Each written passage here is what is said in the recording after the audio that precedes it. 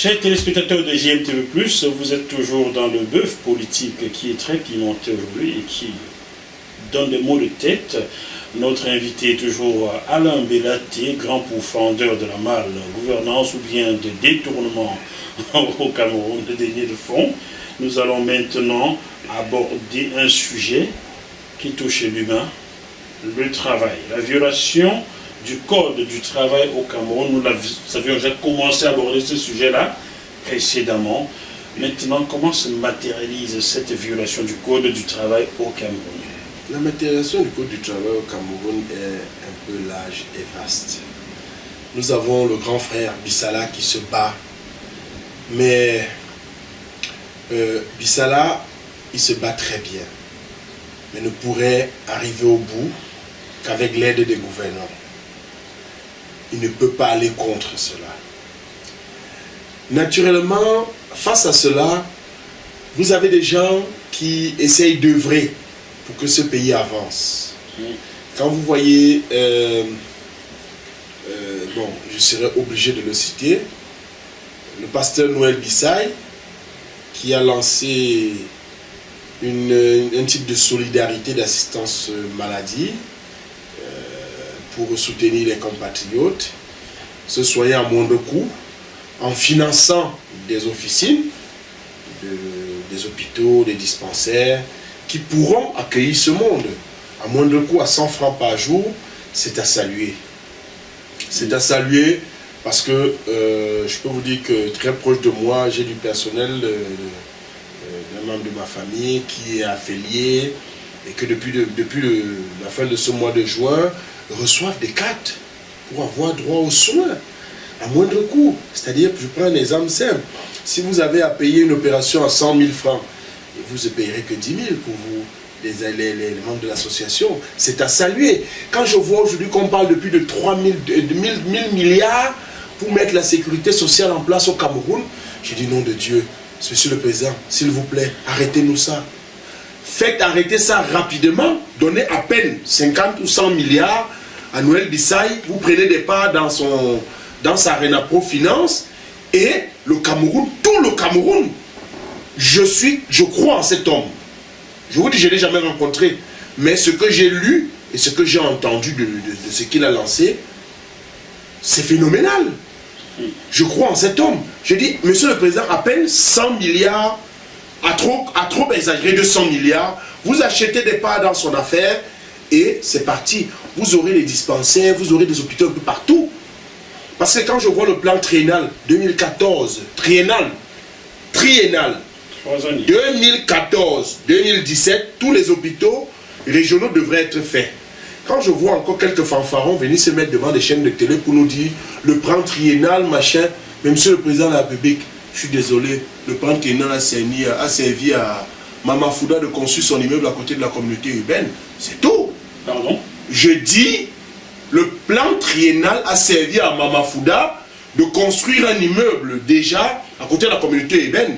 L'hôtel qui est construit juste à côté de la communauté urbaine, à côté de l'ancienne maison qu'occupait Madame le ministre, Mama Toutoumouna, c'est l'hôtel appartenant à Mama Fouda, qui est conçu par SEG, qui est le véritable attributaire des lots du plan triennal, qui était attribué à Alliance, société qui doit construire, mais c'est SEG qui construit, avec tout un montage de falsification de documents, qui sont présentés par la société Tools, qui est à Mokolo, qui fabrique des fausses factures de prestations à SEG, donc SEG refacture à Alliance, Alliance refacture dans le marché pour justifier que ça a tout consommé les fonds, il n'y a pas d'impôt à payer.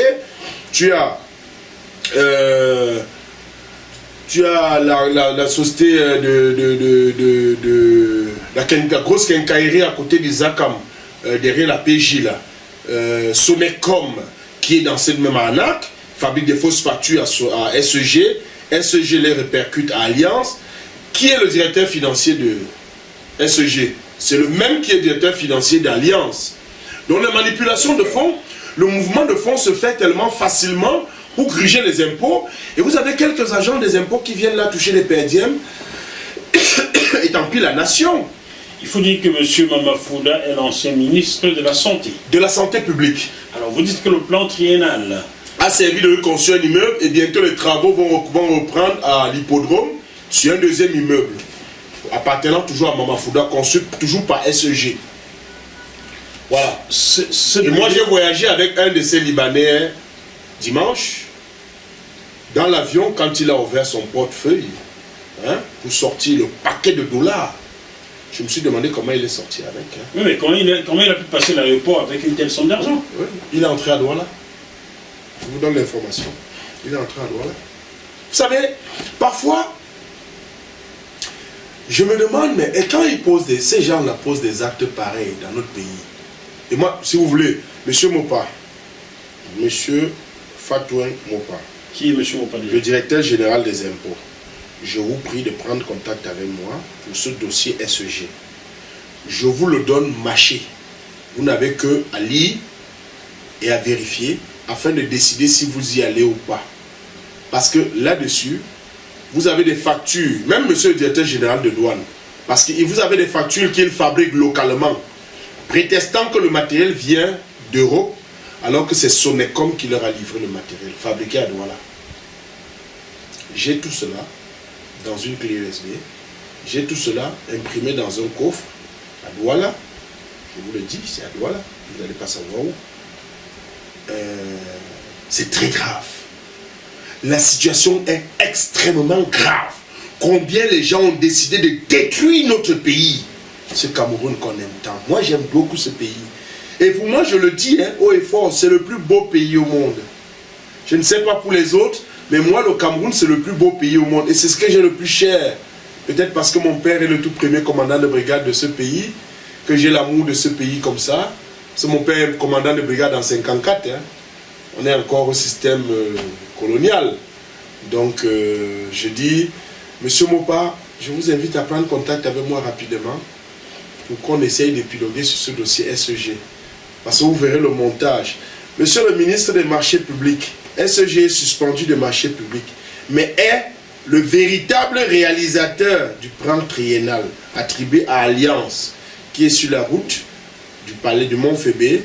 À gauche, vous avez Alliance, et tout au rond-point là-bas, vous avez SEG dans la Creusée. Oui, voilà ce qui se passe. De cet album-là, je suis prêt aussi à vous donner ce dossier mâché. Il est déjà préparé, tout écrit. Et vous avez chacun les points de responsabilité. Je vous dis ceci, c'est une fausse facture. Vous verrez le nom qui a signé, c'est le nom d'un personnel de SEG qui a démissionné et qui est contactable. J'ai les numéros de téléphone aussi. Vous verrez le nom de celui qui signe l'expédition du matériel. C'est quelqu'un qui travaille à SEG en ce moment. Il serait en Europe ou envoyer un matériel au Cameroun appartenant à une société en Europe qui ne les connaît pas, puisque je les ai contactés, ils sont ici à Aubervilliers. Il ne les connaît pas. Wow. Voilà la réalité. Bon, chers téléspectateurs, j'apprends comme vous. Je préfère me taire, laisser l'invité s'exprimer sur Cara, parce que je sur ça, monsieur Moa, il faut que je vous envoie un mail. Envoyez-le-moi, j'ai envie de voir. Dès que je rentre, je vous envoie un mail. Je vous envoie un mail du rapport détaillé de ce dessus du plan triennal. Très bien. Oui. Dans le même plan triennal, en 2018, on a attribué des ambulances à un prestataire camerounais. Qui lui a livré? Qui? La société Numelec. J'ai tout ça. Numelec a livré, mais il n'est pas payé. Pendant que le ministre actuel de la Santé a payé ceux qui ne sont même pas encore livrés, qui selon la Covid auraient retardé les embarquements, les bateaux voyagent tous les jours. Payer ceux que vous utilisez, les Iveco, tout ça là. C'est Numelec qui a livré ça il y a 4 ans déjà, 3 ans et demi, 4 ans. Numelec est une entreprise de quel pays? Camerounaise, appartenant à un Camerounais. C'est lui qui a fait l'hôpital à l'installation des scanners et IRM en Centrafrique, à Bangui. À Bangui, oui. Dont un reportage a été fait en Côte d'Ivoire et au Cameroun sur lui. C'est lui qui a livré le matériel sur l'hôpital de Droba. Le scanner et l'IRM là-bas aussi. C'est un Camerounais. Et dans son pays, il n'est pas payé par l'État. À un moment, il a été pourchassé. On lui attribuait on lui attribuait toutes sortes de détournements dont il n'était pas mêlé directement. Parce qu'il avait postulé, mais qu'on avait attribué à d'autres qui n'ont pas réalisé. Après, on a estimé qu'il surfacturait. Mais qui a sauvé Mama Fouda qui a sauvé Malaouda dans le nord récemment, quand les machines de dialyse sont tombées en panne et qu'il y avait des mouvements d'humeur? C'est le même. On l'a sollicité, il a envoyé ses techniciens et il n'est pas payé pour cette prestation jusqu'à ce jour. 29 juin 2021. On le sollicitera demain. Il n'est pas payé. Il a l'amour pour son pays. La preuve. Là, il est en train d'installer encore un scanner. Les machines de dialyse. J'avais contacté le docteur Essomba à Douala pour le cas d'une dame qui attendait. Non, c'était pas ça, c'était pas la dialyse, c'était la chimio. J'ai sollicité le docteur Essomba qui est à Douala pour le cas d'une dame qui attendait sa chimio depuis 3 mois. Il m'a répondu, il a eu la gentillesse de me répondre et il m'a fait l'état des lieux. Le pauvre, j'avais pitié du docteur Essomba. Il ne peut pas traiter tout le monde, il n'a rien dans les mains. Et tous les jours, on dilapide de l'argent comme ça. Quand j'ai suivi la cardiologue de l'hôpital La Quintini hier à la télé, j'avoue, j'ai eu un moment envie de vomir. Parce que tout ce qu'elle disait était tellement dégueulasse et j'avais honte pour elle. Qu'est-ce qu'elle disait? Parce qu'on ne peut pas brosser, peindre du noir en blanc sans penser. C'est-à-dire que tout est bon, tout est beau, les hôpitaux sont là, on a toutes les machines. Mais attendez. Madame la cardiologue, oui, mais votre attendez. confrère, le professeur Aimé Boni, est maintes fois venu sur ce plateau dénoncer le manque de moyens pour travailler à l'hôpital La Quintini. Vous n'allez pas me dire qu'en un an, tout est devenu si beau que ça.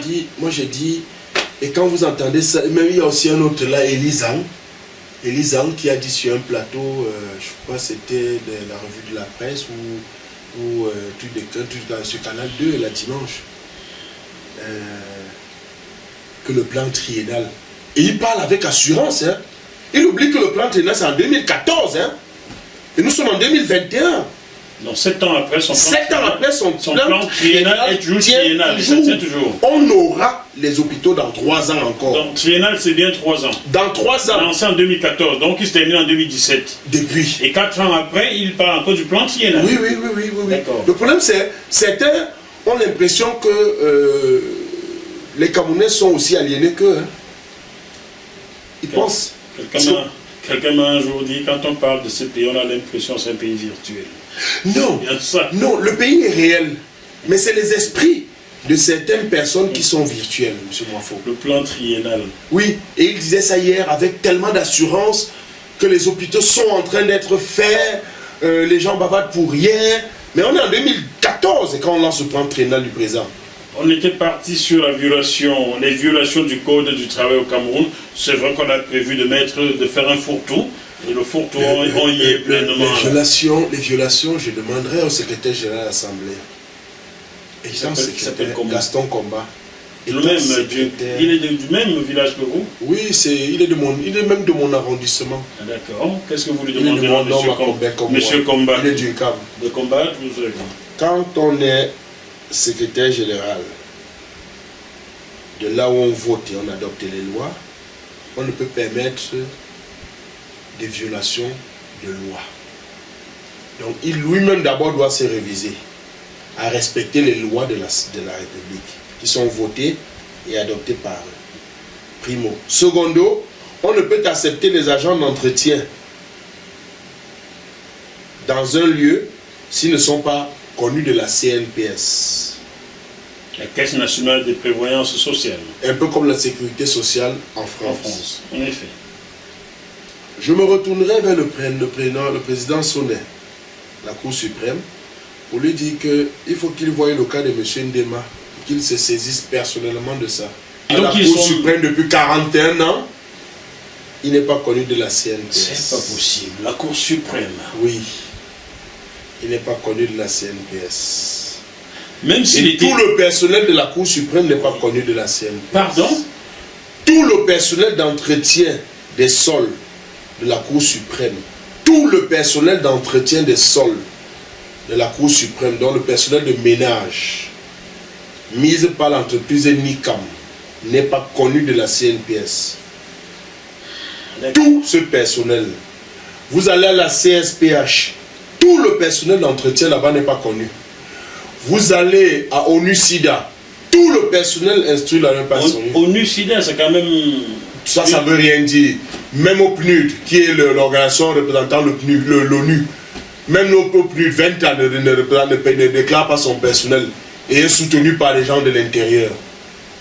Vous voulez dire quoi? Non, les gens du sommet de l'État? Non, pas du tout. L'État n'a rien à voir avec le PNUD. Monsieur Moifo, c'est pour ça que je vous dis... Attendez. Alors, Bellaté, oui. Le PNUD emploie des Camerounais, n'est-ce pas? Oui. Et toute non. personne... Le PNUD signe un contrat avec une entreprise locale oui. pour l'entretien de ses sols oui. et ses dérivés. D'accord. UNESCO, ONU-SIDA, femmes... D'accord, j'ai compris. Oui. Et c'est à cette entreprise de déclarer... son personnel. Donc, mais le PNUD... Attention! Dites-moi. Dans le code du travail, il est prévu que en cas d'accident, le premier responsable, c'est celui qui l'utilise, qui use l'employé avant de son patron. Ils sont co-responsables. Donc, je suis désolé, le PNUD a une qualité de contrôle et de vérifier que ces gens-là déclarent leur personnel. Donc, vous voulez dire, Alain Bellaté, que des organisations appartenant à l'organisation, à l'ONU, oui. au Cameroun, oui. ne respectent pas les droits. 90%, si ce n'est même 99% de ceux-là ne sont pas connus de la CNPS. Encore moins des impôts. Donc n'auront jamais droit à la retraite. Jamais droit à la retraite. C'est des gens qui sont comme s'ils n'ont jamais travaillé. Ah oui, vous pouvez faire ça. Ah oui, vous pouvez faire ça. Bon, c'est pour cela aussi que je peux vous dire avec assurance et je peux vous le confirmer que vous pouvez comprendre pourquoi certains peuvent me traiter d'un aïolo. Parce que lui étant venu là-bas, a décidé d'intégrer son personnel qui était présent. Aïolo, c'est... Il a décidé de les intégrer comme personnel de l'État, qui soit déclaré au cabinet civil. Ah, Samuel Vondo Aïolo. Oui, monsieur Moifo. Qui est le directeur du cabinet civil. Oui, monsieur Moifo. Voilà au moins un qui a décidé de prendre les ça veut dire quand même... Attendez. Oui. Ça veut dire quand même au sein de la présidence nationale... Mais vous aviez la société MICAM. Attendez. Même au sein de la présidence de la République du Cameroun, il y avait du personnel qui n'était pas déclaré. Même au premier ministère. Oh, pitié. Même au premier ministère, monsieur Moifo. Attends. Oui. C'est une accusation grave, Alain Bellaté. Très grave. Je vais pinailler à la direction générale des impôts, jusqu'à ce jour, rendu au 29 janvier 2021, le personnel en service là-bas attend toujours d'être déclaré. D'accord, ça c'est ailleurs. Moi je parle de la présidence de la République du Cameroun. Vous me dites que c'est seulement maintenant que M. Samuel Vondo Aïolo... Non, pas maintenant. Bon, c'est depuis que Samuel Vondo Aïolo a été nommé directeur du cabinet qu'il a décidé d'intégrer ce personnel. Et de les affilier à la CNPS. Tous. Vous voulez dire qu'avant, monsieur Moifo, il n'était pas reconnu. J'ai parlé français. C'est pour cela que vous pouvez voir qu'un comme celui-là, je ne tirerai pas sur lui parce qu'il a compris ce qu'il faut donner à ses compatriotes. De la reconnaissance et de l'honneur. Monsieur Samuel Vondo Aïolo, quand on vous a nommé, oui, on se connaît, on s'est rencontrés, on a mangé ensemble au Gabon. Et quand vous étiez, vous êtes venu à Paris, on se croisait. Dès qu'on vous a nommé, je me suis dit, bon, ça va être la même chose. Si vous avez posé cet acte, vous remontez dans mon estime. Parce qu'avant... Mais, monsieur Moifo, je vous le dis, il n'a pas posé que cet acte.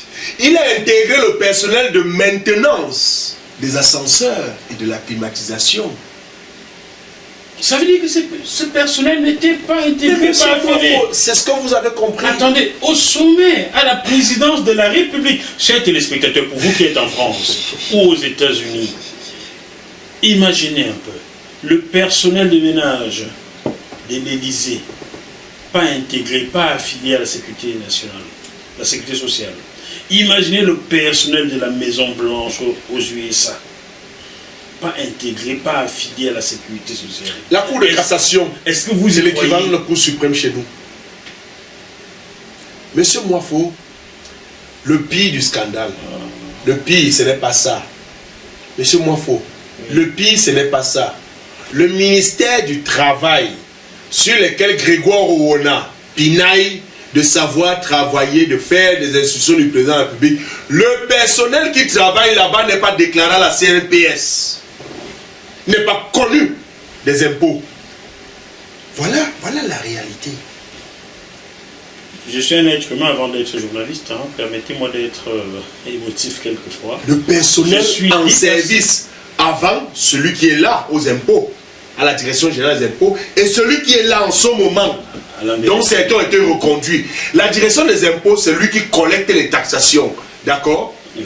Et si lui ne contrôle pas ce personnel-là, je suis désolé. C'est très gros, Alain Bellaté. Permettez-moi d'exiger d'avoir des preuves. Mais monsieur Moifo, envoyez-moi ces preuves-là. Je veux les lire, je veux voir, je veux comprendre. Je vous mettrai en contact. Je vous mettrai en contact avec une dizaine de personnes qui travaillent dans les différents sites que je vous ai cités. Je veux le témoignage avant. Dizaine. Je vous enverrai une liste des différents sites où vous trouvez cette fraude. Vous m'en aviez déjà envoyé, j'avais contacté des gens au Cameroun. Je m'étais fait insulter par quelques-uns, mais il y a l'un qui m'avait poliment répondu en m'expliquant que c'était le sport national, mais qu'il allait se conformer. Un à Douala m'a dit cela. Les autres abonnés absents m'ont insulté. Oui. Donc j'avais déjà vérifié pour une première fois. Donc vous m'enverrez encore la liste des personnes. Mais cette fois-ci avec le personnel. Je veux... Mais je vais vous donner. J'ai tout ça. Je vérifie devant vous si j'ai toujours le numéro de M. Grégoire Owona. Si je n'ai plus, vous allez m'aider à le trouver. C'est le ministre du Travail. Vous savez, M. Grégoire Owona, j'ai toujours son numéro, c'est ça. Oui, c'est bien ça. Très bien, M. Grégoire Owona, je vais vous appeler sur ce dossier-là. J'espère que vous me répondrez. Monsieur Moifo, je vais vous expliquer. Vous voyez une campagne en ce moment au Cameroun où on dit les gens peuvent s'auto-déclarer, payer leurs cotisations.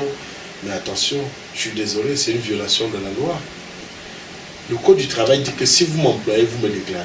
En effet. D'accord? En effet. Et c'est pour cela que vous voyez un homme comme, je me permets encore de le citer, Noël Bissaï. J'ai béni Dieu pour sa vie, j'ai béni Dieu pour ses affaires. Et j'ai prié Dieu de pouvoir... c'est le patron de la Renapro Finance. Je prie Dieu de pouvoir lui donner encore longue vie et de la force d'aller jusqu'au bout de son idée.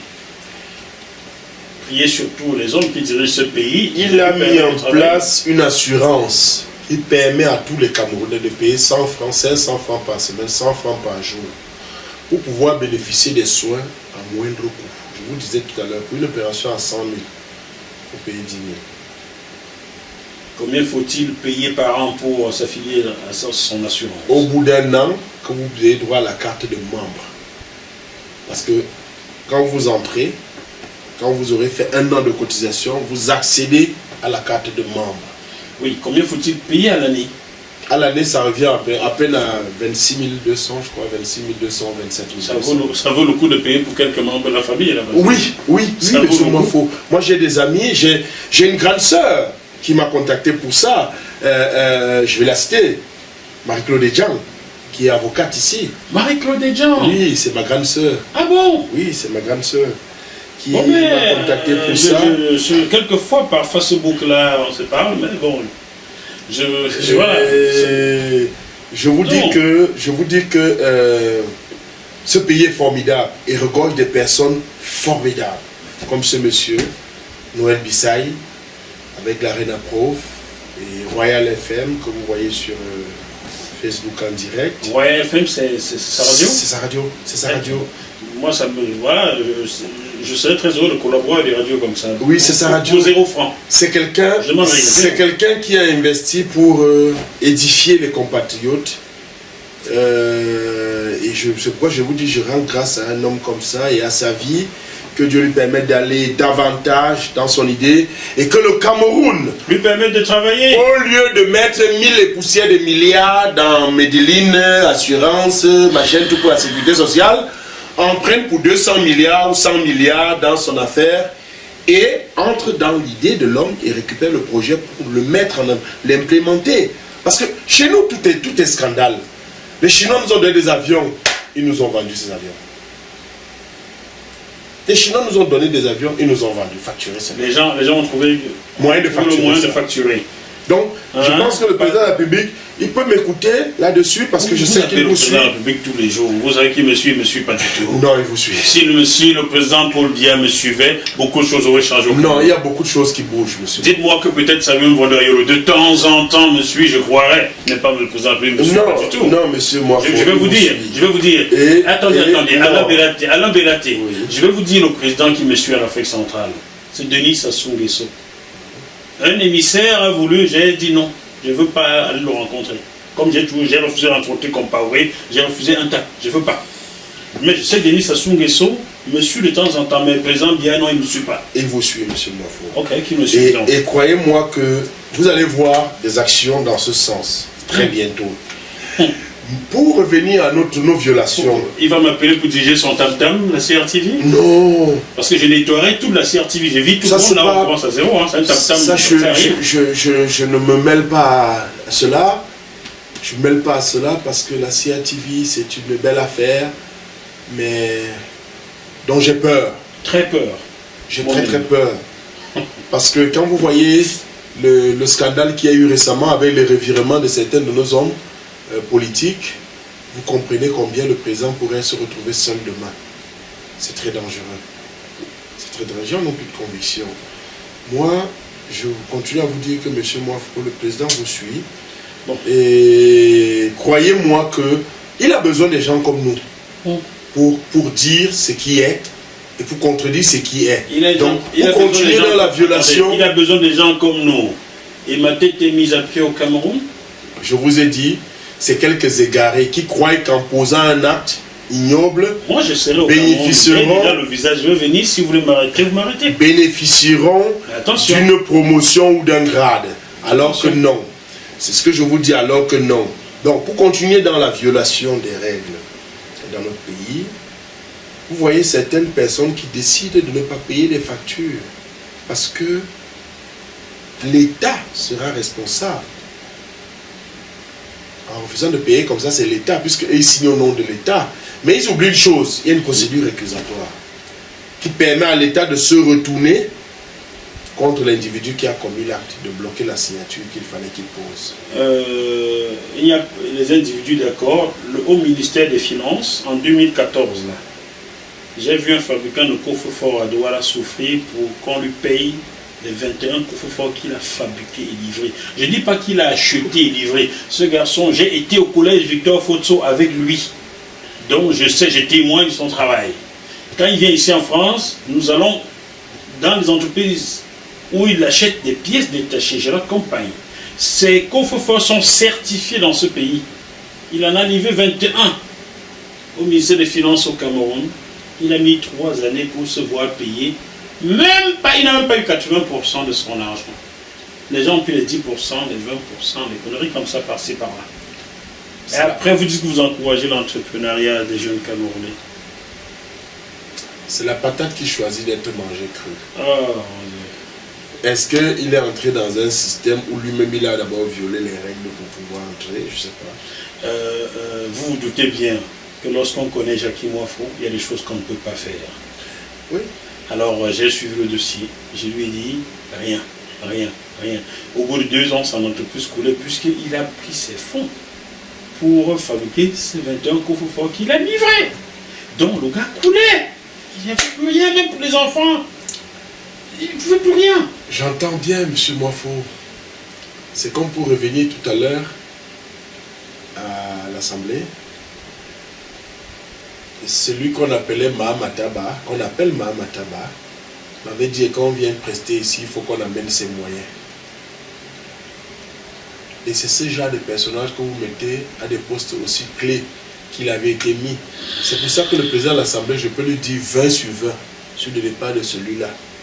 Oui, il n'est pas encore parti, il est toujours là et il a l'argent qu'il aurait détourné parce qu'il y a la présomption d'innocence, même si elle n'exclut pas la présomption de culpabilité.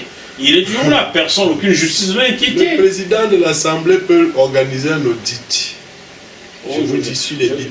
Je connais un président de la République qui pouvait organiser un audit sur l'affaire Fouda Mama.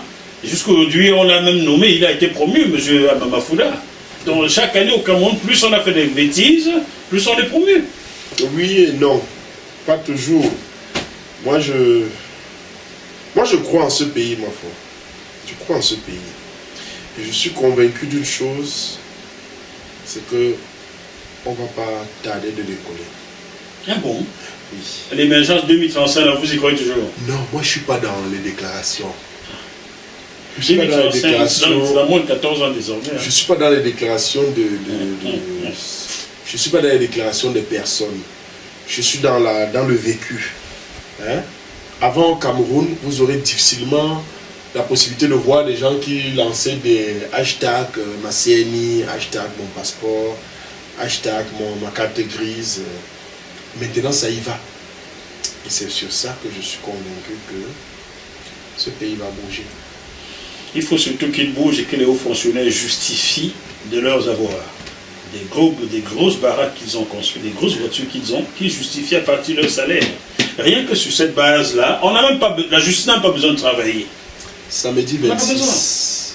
Samedi 26 juin 2021, oui. 2021. J'étais quelque part après Oja. J'ai croisé un prisonnier sur un chantier. Il venait contrôler ses travaux. Un prisonnier politique. C'est là où j'ai mis les mains sur la tête, j'ai dit, est-ce que... Non, quelqu'un qui est supposé être en prison. Oui. Il était en train de conduire. Le gars contrôlait ses travaux, tranquille. C'est un haut fonctionnaire, c'est un ancien ministre. C'est un ancien au cadre. Il est en prison et il est dehors. Il était sur un site en train de contrôler ses travaux d'un bâtiment. Ça veut dire que même, chers téléspectateurs, même lorsqu'on dit qu'ils sont en prison, ils ne sont vraiment pas en prison. Plus ils font des bêtises, plus ils sont promus, plus ils construisent leur bâtiment tranquillement. Mais après, vous avez vu le récipiendaire à Paris, non? Claude Tudja. C'est bien l'ambassadeur du Cameroun qui lui a donné sa médaille de quoi là? Commandeur. Commandeur de machin. Grand officier de l'ordre. Grand officier de l'ordre. Oui. Quelqu'un qui est en fugitif. fuite. Un fugitif du régime qui est poursuivi dans le dossier Camer et avec Yves Michel Fosso, là. Oui. Et l'État du Cameroun, on le promeut, on lui donne la médaille d'avoir réussi à voler et fuir. Non, mais c'est grave. Chers amis, vraiment. Le Cameroun, c'est vraiment le Cameroun. Hein? Oui. Ça a encore quelle valeur, ce genre de médaille? Non, les médailles chez nous, je crois qu'elles ont été désacralisées depuis longtemps. Depuis très longtemps. Moi, je peux vous citer un maire au Cameroun qui est commandeur. Ne m'en donnez pas, je n'en ai pas. Il est commandeur sorti de prison. C'est-à-dire qu'il sort de Neubel. Un jeudi, non, un mardi. 5 mois plus tard, il prend la médaille de commandeur. On lui donne la médaille, d'être de Neubel. On lui donne la médaille, il est maire à Douala. Allez voir, il est maire à Douala. Donnez-moi son nom, puisqu'il est maire, tout le monde va le savoir. Il est maire à Douala 5. Richard Fongwa. Je l'ai appelé la semaine dernière dans les histoires des casses au Carrefour. Oui, Carrefour des immeubles, il ne m'a pas décroché, il ne répond pas. Il est maire à Douala. Richard Fongwa. Et après, il était ici à Kodengui. Il a été à Kodengui. Il est commandeur. Ça a quelle valeur? Moi, quand je vois des gens porter des médailles, ils dansent, ils disent, si vous saviez, pour moi, c'est les prisonniers qui ont ça. Écoutez, je vais pas vous cacher ici, je ne donnerai pas les noms. Sachez que j'en ai parlé avec quelqu'un qui estime que je fais du bon travail. On devrait me donner la médaille. Je lui ai dit oui, normalement, dans un pays qui fonctionne comme il faut, c'est aux gens comme moi qu'on nous remet la médaille. Mais bon, je ne sais pas à quoi ça va me servir parce que ce pays est formidable. Il est formidable, ce pays. Ce pays est formidable. Faut pas vous en faire. Le Cameroun est formidable. Et j'ai dit, j'aime mon pays. Il ne faudra pas qu'on dise demain que j'ai raconté le sonnet que je n'ai pas appelé monsieur Richard Fongwa. On va vérifier s'il est bien son numéro. Vous doutez qu'il ne peut pas répondre? Non, Richard Fongwa, il est commandeur. C'est un commandeur.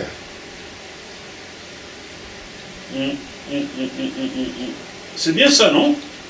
Maire de Douala 5e. Oui. Bien.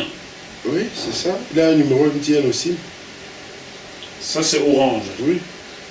Est-ce que j'ai les deux numéros? Je ne sais pas. Non, je n'ai qu'un seul. Je vais vous montrer. Je crois que j'ai les deux, moi. Oui, j'ai les deux. J'ai les deux. Le Cameroun, c'est vraiment le Cameroun. Oui, c'est le Cameroun. C'est le Cameroun. Ne me donnez pas de médaille, travaillez pour le peuple, s'il vous plaît. Oui, c'est le plus important. C'est pas besoin de tout ça. C'est le plus important. Et puis, ça ne donne pas l'argent. Ne me donnez même pas d'argent. Même si ça donnait de l'argent, travaillez pour le peuple. Je pense que les gens ont désacralisé Bien. La médaille dans notre pays. Chers téléspectateurs, on a encore 2 autres sujets à vous présenter. Mais laissez-nous boire un verre d'eau. C'est énorme, ça chauffe. Ouais. Tout ce qu'on nous dit là. C'est trop fort. À tout de suite.